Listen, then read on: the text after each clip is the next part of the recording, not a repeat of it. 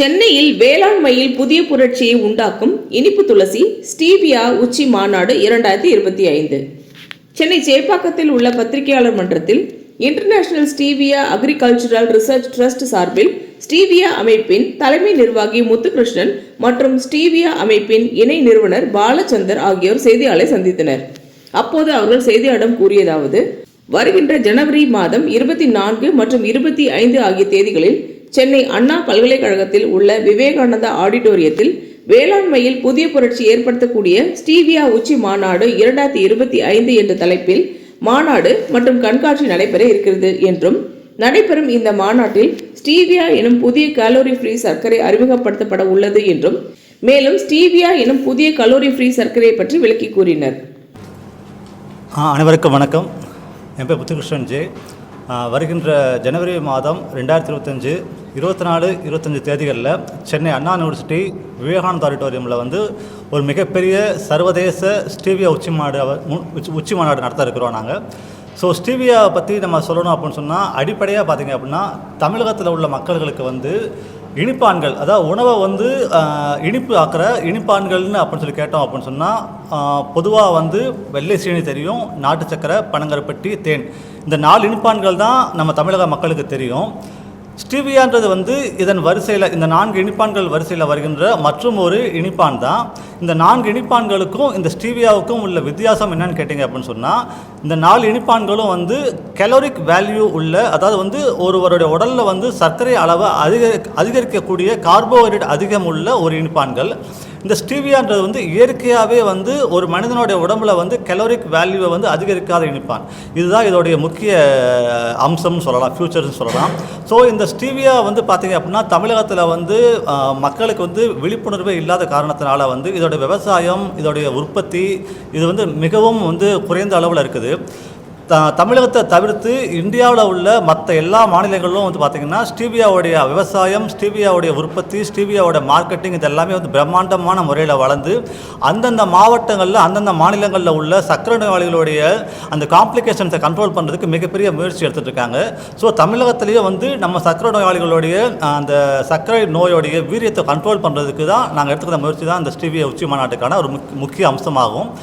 For an example பார்த்திங்க அப்படின்னா, இந்தியாவில் சண்டிகாருக்கு அடுத்து தமிழ்நாடு தான் மிகப்பெரிய டயபெட்டிஸ் பாப்புலேஷன் உள்ள மாநிலம் தமிழ்நாடு தான். இப்போ உதாரணமாக நம்ம டீ சாப்பிட்றோம். டீ சாப்பிடும்போது அந்த டீயில் 10 கிராம் சுகர் நம்ம ஆட் பண்ணுவோம். அந்த 10 கிராம் சுகரில் ஆட் பண்ணும்போது என்ன ஆகும் அப்படின்னா, அதில் 10 கிராம் கார்போஹைட்ரேட் நம்ம உடலில் செலுத்தப்படுது. அந்த 10 கிராம் கார்போஹைட்ரேட்டில் பார்த்திங்கன்னா 50 மில்லிகிராம் டெசிலிட்டர், அதாவது நம்ம சுகர் லெவலை ரைஸ் பண்ணுறதுக்கான அந்த பாயிண்ட் நம்ம சொல்லுவோம். இந்த ஸ்டீவியாவை பயன்படுத்தும் போது என்ன ஆகும் அப்படின்னு கேட்டிங்கன்னா, இந்த சுகர் லெவல் அதிகம் இருக்காது. இதுதான் இந்த ஸ்டீவியா உச்சி மாநாட்டுடைய முக்கிய அம்சம். ஸோ இதை பற்றி ஏதாவது டவுட் இருந்தால் கேளுங்கன்னா அவங்களுக்கு கிளியராக பதில் சொல்கிறதுக்கான வாய்ப்புகள் இருக்கும். மாநாட்டில் 2 CSIR டைரக்டர்ஸ் வராங்க. ஒருத்தங்க திருவனந்தபுரத்தில் உள்ள மிஸ்டர் அனந்தராமகிருஷ்ணன், அவர் ஃபார்மர் நிஃப்டிம், தஞ்சாவூரில் நிஃப்டிம்னு சொல்லுவாங்க, அந்த நிஃப்டிமோடைய ஃபார்மர் டைரக்டர். இப்போ CSIR லிஸ்ட்டுன்னு சொல்லி திருவனந்தபுரத்தில் இருக்குது, அந்த டைரக்டரும். நெக்ஸ்ட் ஹிமாச்சல பிரதேசில் உள்ள ஒரு CSIR director mister Sudheesh Kumar யாதவ்னு சொல்லி அவங்க வராங்க.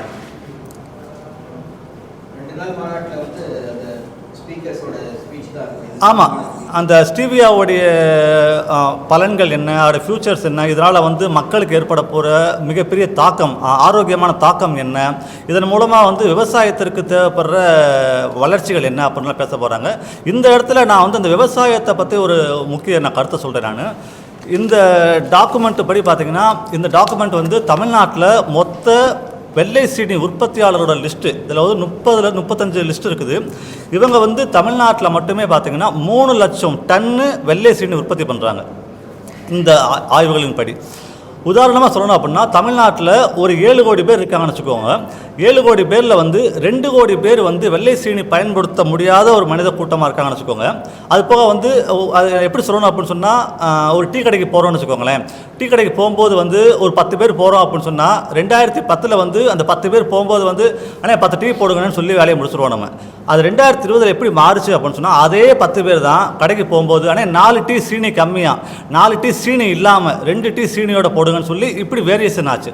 இந்த மாதிரி மாற்றம் ஏற்படுது.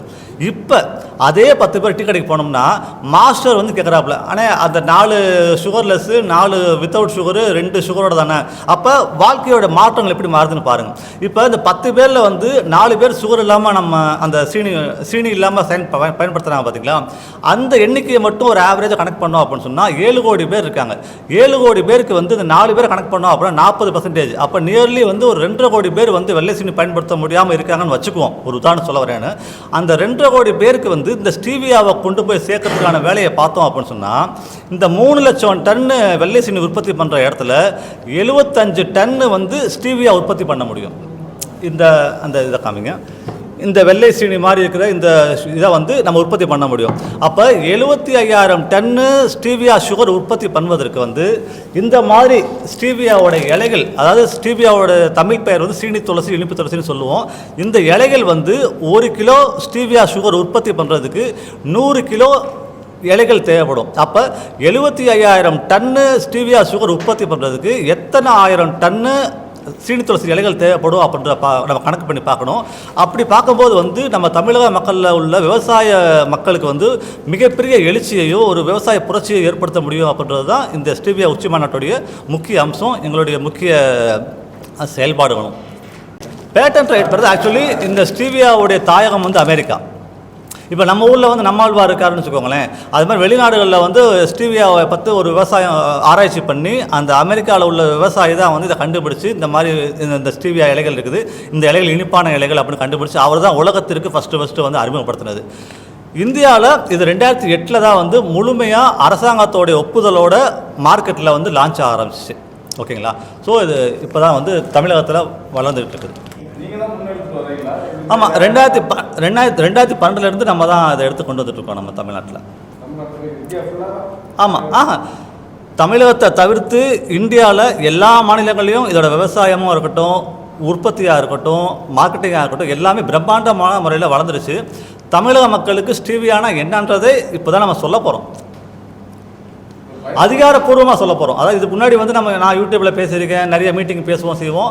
இந்த ஸ்டீவியா உச்சி மாநாடு மூலமாக வந்து அதிகாரப்பூர்வமாக மக்களுக்கு நம்ம தெரிவிக்க போகிறது இதுதான் முதல். வேளாண்மையினால் எப்படி மக்கள் லாபம் பெற போகிறாங்க, இதனால் வந்து தமிழகத்தில் வந்து எவ்வளோ பெரிய முன்னேற்றம் ஏற்பட போகுது அப்படின்றதுக்கான ஒரு யுக்திகளை தான் நம்ம அந்த இடத்துல டிஸ்கஸ் பண்ணுறோம். ஸோ உதாரணமாக சொல்லலாம் அப்படின்னா, இப்போ டயபெட்டிஸை பற்றி தான் பேசிகிட்டு இருந்தோம். இது உலக சுகாதார நிறுவனத்தோடைய ஒரு ஆய்வு கட்டுரை. இது வந்து உலக சுகாதார நிறுவனத்துடைய ஒரு ஆய்வு கட்டுரை. இதில் அவங்க என்ன சொல்கிறாங்கன்னு கேட்டிங்கன்னா, நம்மளுடைய குழந்தைகள் நம்மளை மாதிரி இளைஞர்களுடைய உணவில் வந்து வெள்ளை சீனியோடைய பயன்பாடை வந்து 10% குறைக்க சொல்கிறாங்க. என்ன காரணம் கேட்டிங்கன்னா, இன்றைக்குள்ள செடன்ட்ரி லைஃப் ஸ்டைல்னால் வந்து வெள்ளை சீனி அதிகமாக பயன்படுத்தும் போது வந்து என்ன ஆகும் அப்படின்னா, எனர்ஜி குளுக்கோஸ் லெவல் அதிகமாகும் போது பேன்க்ரியாஸ் வந்து அதிகப்படியான இன்சுலினை சுரக்க வேண்டிய சூழ்நிலைக்கு தள்ளப்படுது. அப்படி அதிகமான இன்சுலின் சுரக்கும் போது வந்து அதுவே அதிகமாக மாறும்போது என்ன ஆகும் அப்படின்னா, ஒரு கட்டத்தில் வந்து பேன்க்ரியாஸ் வந்து அந்த இன்சுலின் சுரப்பதற்கான தன்மையை வந்து இழந்துடும். அந்த தன்மையை இழக்க வேண்டிய அந்த நேரம் தான் வந்து NCDs, நான் கம்யூனிகபிள் டிசீஸ் சிண்ட்ரோம்னு சொல்லுவோம். அந்த நோய்க்கான காரணங்கள் வந்து முதல் படியாக வந்து உருவாகிறதுக்கான முக்கிய காரணம் அமையுது. ஸோ WHO என்ன சொல்கிறாங்க அப்படின்னா, வெள்ளை சீனி பயன்படுத்துறதை வந்து கண்ட்ரோல் பண்ணுங்க அப்படின்னு சொல்கிறாங்க. அதே மாதிரி அமெரிக்கன் ஹார்ட் அசோசியேஷன் சொல்லி ஒரு நிறுவனம் இருக்காங்க. அவங்க வந்து ஒரு ஆய்வு பண்ணி இந்தியாவில் வந்து ஒரு மனிதனுக்கு வந்து 9 டீஸ்பூன் ஆஃப் சுகர் போதுமானது, ஆனால் வந்து அவங்களுடைய கலாச்சாரப்படி வந்து 15 டீஸ்பூன் சுகர் இருக்குது. இப்போ நம்ம சாப்பிட்றோம்னா ஒரு டீ சாப்பிட்றோம், ஒரு நாளைக்கு 3 டீ சாப்பிட்றோம், அப்புறம் கேக் சாப்பிட்றோம், சாக்லேட் சாப்பிட்றோம், இந்த மாதிரி சுகர் ஐட்டமாக சாப்பிடும்போது வந்து 15 டீஸ்பூன் ஆஃப் சுகர் வந்து நம்ம உடம்புக்கு நம்ம செலுத்துறோம், இனிப்பு மூலமாக செலுத்துறோம். அவங்க என்ன சொல்கிறாங்கன்னா 9 டீஸ்பூன் சுகர் போதுமானது அப்படின்றாங்க. அப்போ நான் என்ன சொல்கிறேன்னா, 9 டீஸ்பூன் சுகரை நம்ம எடுத்துக்குவோம், பேலன்ஸ் 6 டீஸ்பூன் சுகர் எக்ஸஸாக இருக்கிறத வந்து ஸ்டீவியாவை கொடுத்துட்டோம் அப்படின்னு சொன்னால் ஒரு உற்பத்தியில் ஒரு மிகப்பெரிய மாற்றம் ஏற்படும்ன்றது தான் நம்ம சொல்கிற ஒரு முக்கிய அம்சமாக இந்த ஸ்டீவியா மாநாட்டில் இருக்குன்றது தான் நான் தெரிவித்துக் கொள்கிறேன். ஸோ இந்த ஸ்டீவியா உச்சி மாநாட்டுக்கு செய்தியாளர் சந்திப்பு வருகை தந்திருக்கும் அனைவரையும் வருகை வரவேற்று நன்றி கூறி விடைபெற்றுக் கொள்ள நன்றி, வணக்கம். நன்றி. இந்த வீடியோ உங்களுக்கு பிடிச்சிருந்தா லைக் பண்ணுங்க, கமெண்ட் பண்ணுங்க, ஷேர் பண்ணுங்க, சப்ஸ்கிரைப் பண்ணுங்க.